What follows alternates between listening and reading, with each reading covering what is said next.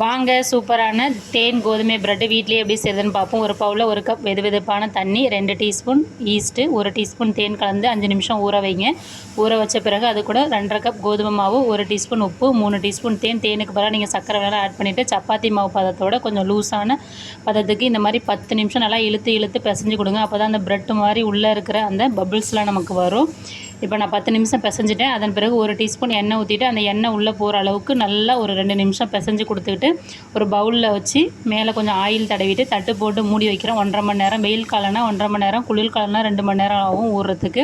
இப்போ நல்லா மாவு ஊறிடுச்சு. இதை இந்த மாதிரி ஸ்ப்ரெட் பண்ணிவிட்டு நல்லா ரோல் பண்ணுங்கள்.